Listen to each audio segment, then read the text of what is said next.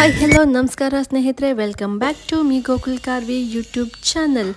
ಇವತ್ತಿನ ವಿಡಿಯೋದಲ್ಲಿ ನಿಮಗೆ ನಾನು ಮಸಾಲೆ ದೋಸೆ ರೆಸಿಪಿಯನ್ನು ತೋರಿಸ್ಕೊಡ್ತಾ ಇದ್ದೀನಿ. ಮೊದಲಿಗೆ ನಾವಿಲ್ಲಿ 2 ಲೋಟದಷ್ಟು ರೇಷನ್ ಅಕ್ಕಿ, 1 ಲೋಟದಷ್ಟು ಉದ್ದಿನ ಬೇಳೆ ಹಾಗೂ 1 ಮುಷ್ಟಿಯಷ್ಟು ಕಡಲೆಬೇಳೆ ಹಾಗೂ ಸ್ವಲ್ಪ ಮೆಂತೆಯನ್ನು ಒಂದು 5 ರಿಂದ 6 ಗಂಟೆಗಳ ಕಾಲ ನೀರನ್ನು ಹಾಕಿಬಿಟ್ಟು ನೆನೆಸೋಕೆ ಇಡಬೇಕು ಸ್ನೇಹಿತರೆ.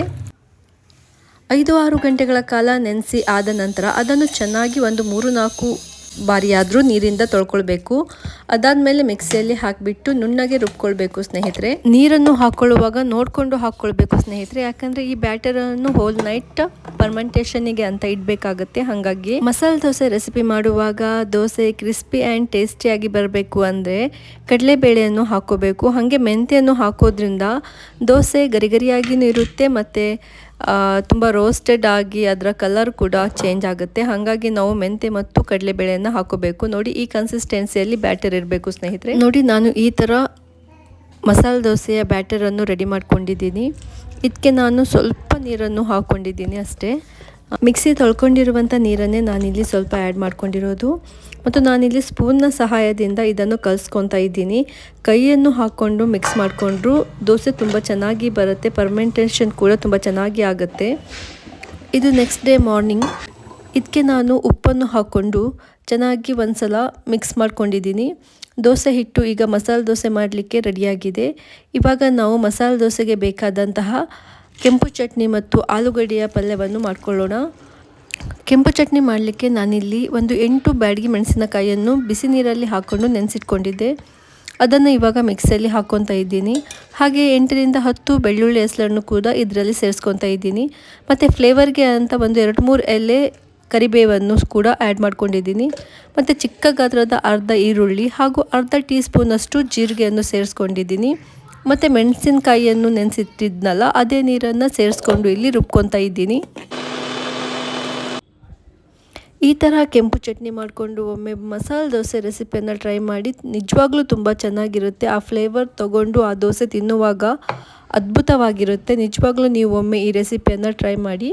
ಕೆಂಪು ಚಟ್ನಿ ಆಗಿದೆ. ಇವಾಗ ಆಲೂಗಡ್ಡೆ ಪಲ್ಯವನ್ನು ಮಾಡ್ಕೊಳ್ಳೋಣ. ಆಲೂಗಡ್ಡೆಯನ್ನು ಉಪ್ಪು ಹಾಕ್ಕೊಂಡು ಆಲ್ರೆಡಿ ಬೇಯಿಸಿಟ್ಕೊಂಡಿದ್ದೀನಿ. ಹಾಗಾಗಿ ಈ ಪಲ್ಯ ಬೇಗನೆ ಆಗೋಗುತ್ತೆ. ಮೊದಲಿಗೆ ನಾವಿಲ್ಲಿ ಒಂದು ಪ್ಯಾನ್ಗೆ ಸ್ವಲ್ಪ ಎಣ್ಣೆ ಹಾಕ್ಕೊಂಡು ಸಾಸಿವೆಯನ್ನು ಹಾಕ್ಕೊತಾ ಇದ್ದೀನಿ. ಸಾಸಿವೆ ಚಟಪಟ ಆಗ್ತಿದ್ದಂತೆ ನಾವು ಸ್ವಲ್ಪ ಕಡಲೆಬೇಳೆಯನ್ನು ಸೇರಿಸ್ಕೊಳ್ಳೋಣ ಸ್ನೇಹಿತರೆ. ಕಡಲೆಬೇಳೆಯನ್ನು ಹಾಕ್ಕೊಂಡು ಸ್ವಲ್ಪ ಫ್ರೈ ಮಾಡಿಕೊಂಡು ಅದಾದ ನಂತರ ಇದಕ್ಕೆ ಕರಿಬೇವನ್ನು ಕೂಡ ಸೇರಿಸ್ಕೊಂಡಿದ್ದೀನಿ. ಇವಾಗ ಒಂದು 3 ಹಸಿಮೆಣಸಿನಕಾಯಿಯನ್ನು ಕೂಡ ಇಲ್ಲಿ ಸೇರಿಸ್ಕೊಂಡಿದ್ದೀನಿ.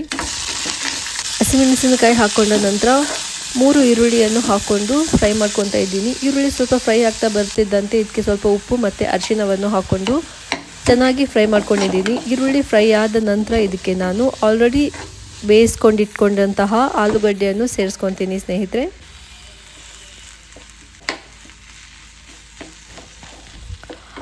ಈರುಳ್ಳಿ ಆಲ್ರೆಡಿ ಬೆಂದಿರುತ್ತೆ, ಆಲೂಗಡ್ಡೆನೂ ಬೆಂದಿರುತ್ತೆ. ಹಾಗಾಗಿ ಒಂದ್ಸಲ ಚೆನ್ನಾಗಿ ಮಿಕ್ಸ್ ಮಾಡಿಕೊಂಡ್ರೆ ಆಲೂಗಡ್ಡೆ ಪಲ್ಯ ಮಸಾಲೆ ದೋಸೆಗೆ ರೆಡಿ ಆಗುತ್ತೆ ಸ್ನೇಹಿತರೆ. ನಿಮಗೆ ಕೊತ್ತಂಬರಿ ಸೊಪ್ಪು ಇಷ್ಟ ಇದ್ದರೆ ಅದನ್ನು ಕೂಡ ಕೊನೆಯಲ್ಲಿ ಗಾರ್ನಿಷ್ಗೆ ಸೇರಿಸ್ಕೊಳ್ಳಿ. ಇವಾಗ ಗರಿ ಗರಿ ಮಸಾಲೆ ದೋಸೆನ ಮಾಡ್ಕೊಳ್ಳೋಣ.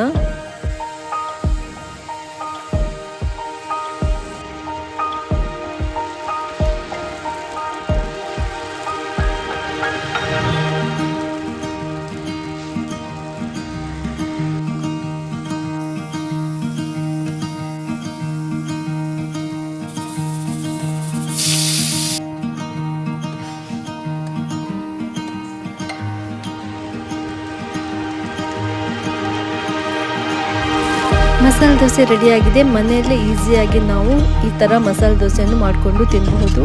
ಈ ವಿಡಿಯೋ ಇಷ್ಟ ಆದರೆ ದಯವಿಟ್ಟು ಒಂದು ಲೈಕ್ ಕೊಡಿ, ಶೇರ್ ಮಾಡಿ ಹಾಗೂ ಚಾನಲನ್ನು ಸಬ್ಸ್ಕ್ರೈಬ್ ಮಾಡಿ ಅಂತ ಹೇಳ್ತಾ ಮುಂದಿನ ವಿಡಿಯೋದೊಂದಿಗೆ ಮತ್ತೆ ಸಿಗ್ತೀನಿ. ಅಲ್ಲಿ ತನಕ ಟೇಕ್ ಕೇರ್, ಬೈ ಬೈ, ಶುಭ ದಿನ.